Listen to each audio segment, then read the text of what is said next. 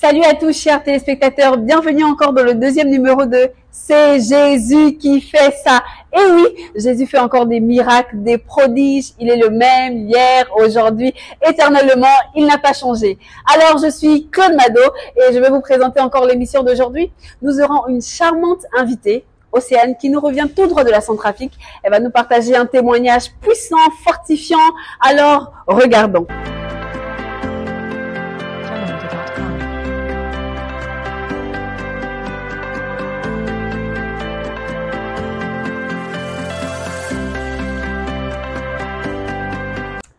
Alors, la voilà. Bonjour Océane. Bonjour Claude Mado. Ça va, tu vas bien? Ça va, je vais bien, merci. Et toi? Bienvenue encore sur le plateau. Je vais très bien, merci. Bienvenue encore sur le plateau Merci. de C'est Jésus qui fait ça. Merci. Alors, aujourd'hui, tu vas nous raconter un peu ton témoignage. Donc, tout à l'heure, tu pouvais me dire que tu avais grandi dans une famille chrétienne.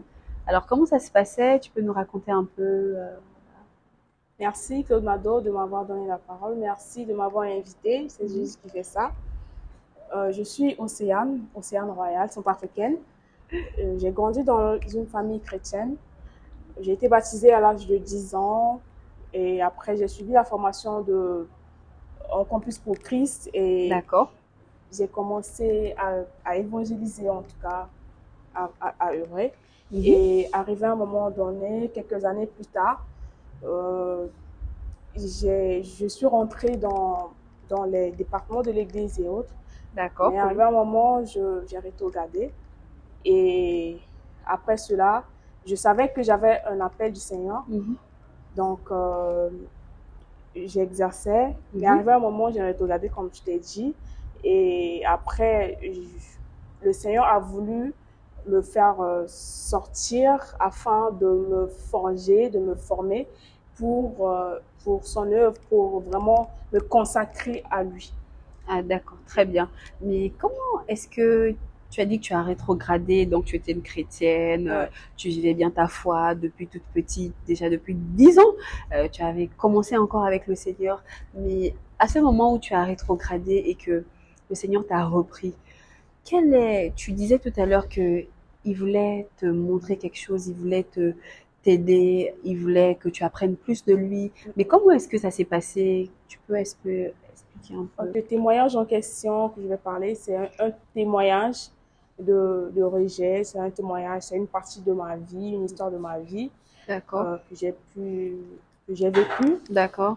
Mhm. Et ça a commencé par un problème familial, comme je t'ai dit. D'accord, oui. Donc, où je devais prendre parti. Je devais prendre parti de ma famille et d'autres. Et c'est parti, le problème nous a amenés jusqu'au tribunal. Mhm. Et arrivé là-bas, suite à mon procès verbal, Oui. donc ma famille a constaté que je n'étais pas pour. Et donc, une fois arrivé au tribunal, j'ai donné mon témoignage. Je devais choisir entre la vérité, la justice et l'injustice.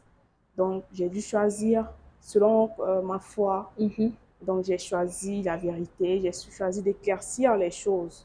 Ok. Et c'est de là que est découlé le rejet. Parce qu'une fois que mon père a su, Mhm. il m'a régné, il a cassé les ponts, en tout cas. Donc, après mon père, c'est suivi de la famille et tout. J'ai senti le rejet, la famille, j'étais seule. Mhm. Et c'est de là que j'ai recommencé avec le Seigneur. Oui, mais c'est, tu as parlé un peu de rejet, tu as parlé d'abandon, mais comment ça s'est manifesté en fait en soi pendant que tu étais rejeté? Qu'est-ce qui, comment dirais-je, qu'est-ce qui était la preuve en fait que tu étais rejeté par rapport à ce que tu vivais depuis ce moment où, après le procès verbal, après ton témoignage devant le tribunal, qu'est-ce que tes parents en fait ont fait qui t'ont poussé ou bien qui t'ont fait ressentir que là, j'étais en train d'être rejeté, tu étais en train d'être rejeté, tu étais en train d'être abandonné par les siens. Ah ouais, c'était par la parole parce que mon père l'a dit clairement qu'il ne veut plus me voir, il ne veut plus avoir affaire à moi. Et avec la famille, il a mis un terme genre si je vois quelqu'un avec elle ou si je vois quelqu'un aller la voir, quelque Oui. chose comme ça et tout. Mhm. Donc là, tu sens vraiment que tu es seule, tu n'es plus avec des personnes et tout. Mhm. Et il n'y a plus cet amour où tu vois les gens te témoignent l'amour, tu vois les gens euh, près de toi, Mhm. tu ne vois plus ça. Mhm. Et Mhm. là, parce que mon père, c'est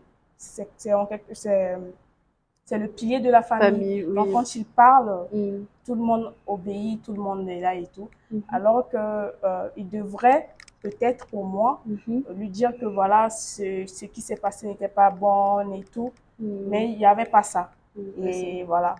J'ai été rejetée, comme je Mhm. t'ai dit, avec la famille, Mhm. avec mes parents Mhm. et tout. Et c'était ça. C'était ça. Je n'avais pas d'appel, rien. J'étais coupée. J'étais Mhm. coupée en quelque sorte. Il m'a régné carrément. Mhm. Et pendant cette période, Mhm. je ne vais pas dire que j'ai rencontré le Seigneur parce que Mhm. j'avais déjà le Seigneur. Mhm. Donc, j'ai plus grandi dans la foi. Mhm. Je me suis plus attachée avec le Ah. Seigneur. Et c'était une expérience assez difficile, assez émouvante. Mhm. Mais ce que j'avais retenu de ça, c'est parce que le Seigneur a été avec moi. Le Seigneur était avec moi. Quand je lisais la Bible, parce que quand je me dis que j'étais vraiment attachée avec le Seigneur, j'étais vraiment attachée. Et je lisais la Bible un jour pendant mes moments. Oui. Et je suis tombée sur Ésaïe 49, 49, 15 qui disait une femme peut-elle oublier son enfant? Et même s'il arrivait que la femme, bon, là je dis ça pour moi, Mhm. moi l'Éternel, je ne t'oublierai pas. Amen. Et ce verset m'a vraiment réconfortée. Mhm. Et j'ai vu la main du Seigneur qui était sur moi. J'ai vu la main du Seigneur dans ma vie, dans chaque moment que je traversais, dans chaque étape de ma vie. Il était là. Il était mon pourvoyeur. Il était tout. Amen. Et Justement, en parlant de ça, excuse-moi de te couper, en parlant de ça, de cette période où le Seigneur a été ton réconfort, le Seigneur a été ton soutien, tu me disais tout à l'heure que quand ton père, quand tes parents t'ont renié, t'ont rejeté, tu vivais seul, tu as dû aller rester pendant un moment chez des amis, et là même tu étais élève, je précise que tu étais élève, et là, tu as vu la provision de Dieu, Dieu s'occupait de toi, et c'est vraiment à ce moment-là que Dieu a fortifié ta foi, que Dieu t'a vraiment aidé. Est-ce que tu peux un peu dire comment est-ce que tu faisais, qu'est-ce qui se passait, comment est-ce que Dieu agissait? Un petit exemple, par exemple. Oui. Ah, c'était compliqué, c'était très compliqué. Il arrivait des fois où, tu sais, quand tu as grandi dans une famille où tout était aisé, je dirais, et du jour au lendemain, tout bascule et tout, c'est un peu difficile de s'adapter, mais j'ai fini par m'adapter. C'était vraiment difficile par moment, par moment et autres. Et c'était difficile. Oui, on retient que c'était difficile. C'était très difficile. Merci vraiment. Tu es courageuse, tu es très courageuse, mais aujourd'hui, il y a des personnes qui peuvent vivre certaines difficultés. C'est-à-dire qu'aujourd'hui, toi, tu as vécu certaines difficultés. C'est vrai, tu as préféré la vérité, tu as préféré la justice. Même si aujourd'hui, tes parents se sont mis à dos, voilà, tu as supporté cette épreuve. Comment aujourd'hui tu te sens? Comment aujourd'hui tu te sens quand tu y repenses? Quelle femme, par rapport à cette épreuve, quelle femme es-tu devenue? Qu'est-ce que tu peux dire à une personne qui traverse ce genre de situation, voilà, qui se sont abandonnées, qui se sont rejetées par les siens? Quel est le conseil que tu peux donner en fait par rapport à ton propre témoignage? Si l'on me demande de me définir, je dirais forte, courageuse et une femme de foi.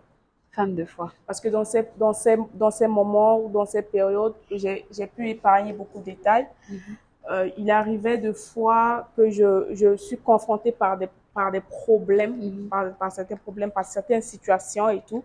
Parce que pendant ces moments, j'ai été également humiliée, pas forcément par la famille, mais quand il y a certaines personnes qui savaient là où j'étais et là où je ne suis plus et tout. Voilà, il y avait ça aussi. Mais ce qui était ce qui me réconfortait le plus, c'est parce que je savais que le Seigneur était avec moi. Amen. Le Seigneur était avec moi et il me l'a prouvé, il me l'a dit, qu'il était avec moi, il ne me lâche pas. Et donc, j'ai continué à m'agripper au Seigneur. À t'agripper au Seigneur. À m'agripper au Seigneur. Et je dirais, il m'a fait sortir de là parce que pendant ces périodes-là, j'ai vu que je ne suis pas sortie là de moi-même. Je ne suis pas sortie là de moi-même. Amen. C'est parce que le Seigneur a voulu faire quelque chose avec moi, raison pour laquelle il m'a enlevé de là-bas. Parce que de là-bas, je ne voyais pas, je voyais que mes parents, et tout. Et le Seigneur a voulu que je compte sur lui, que je le regarde, je mets ma confiance en lui, et afin d'être la femme qu'il veut que je sois. Amen. Et donc, à quelqu'un qui traverse une situation où cette personne est rejetée, qu'elle ne sait pas qu'est-ce qu'elle doit faire, elle n'a pas d'autre solution et tout, je te dis que sois attaché à Jésus, à Jésus, à Jésus. La Bible déclare de toujours compter sur Dieu dans les moments difficiles, dans les moments de faiblesse et tout, parce que c'est Jésus qui prend nos faiblesses. C'est Jésus qui nous transforme. C'est Jésus qui nous guérit. Si aujourd'hui je peux parler de ça librement, c'est parce qu'il m'a guéri. Amen. C'est parce que Jésus m'a guéri. Et donc, ne lâche pas. Et si tu sais que tu as une mission, si tu sais que tu as un appel sur toi, ne te focalise pas sur ta position actuelle. Ne te focalise pas sur ton réconfort. Ne reste pas dans le confort, mais sors du confort afin que le Seigneur puisse t'amener là où il veut. Amen. Parce que mine de rien, je ne savais pas que je pouvais faire des choses avec le Seigneur. Mais c'est par cette période que j'ai su vraiment qui je suis.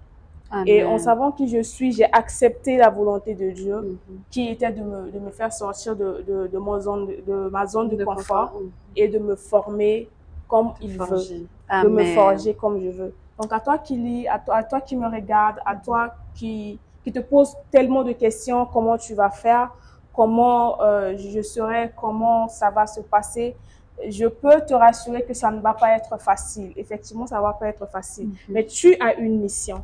Et cette mission que tu as, il faut sortir de ta zone de confort. Il faut accepter le chemin où Dieu veut que, parce que le chemin pour la transformation n'est jamais facile. Amen. Accepte d'être transformé, accepte d'avoir des coups durs, accepte, mais surtout et surtout, ne lâche pas. Sache que Dieu est avec toi car il nous l'a promis. Il est avec nous jusqu'à la fin du temps. Amen. Merci beaucoup, Océane. Comme vous l'avez compris, c'était un témoignage vraiment de réconfort. Vous qui traversez encore le feu, vous qui traversez les flammes, vous qui êtes découragés, vous qui ne savez pas comment vous en sortir, j'ai un verset pour vous. La Bible dit ceci dans Deutéronome 31, le verset 6. Fortifiez-vous et ayez du courage. Ne craignez point et ne soyez point effrayés devant eux. Car l'Éternel, ton Dieu, marchera lui-même avec toi et il ne te délaissera point. Il ne t'abandonnera point. Amen. Merci encore de nous avoir suivis. Merci encore, Océane, pour ta visite ici. C'est un merveilleux plaisir. Ce fut un plaisir. Merci encore pour ce témoignage et que Dieu te bénisse. Océane était jeune fille, elle est passée par des difficultés. Elle a choisi la vérité au lieu du mensonge. Elle a choisi la justice au lieu de l'injustice. Et par la suite, Dieu lui a fait grâce en nous disant Ebenezer. Elle a pu encore aujourd'hui se réconcilier avec ses parents et nous disant gloire à Dieu. Alors si toi également tu passes par des situations compliquées, si toi également tu fais l'objet de rejet, d'abandon et que le Seigneur a été ton soutien, tu peux juste mettre en commentaire « J'ai un témoignage » ou encore envoyer un message au numéro qui s'affiche juste en bas et nous allons faire le plaisir de vous recevoir encore sur ce plateau. C'est Jésus qui fait ça. Nous sommes au terme de cette magnifique émission. Merci de nous avoir regardés et nous disons à la prochaine.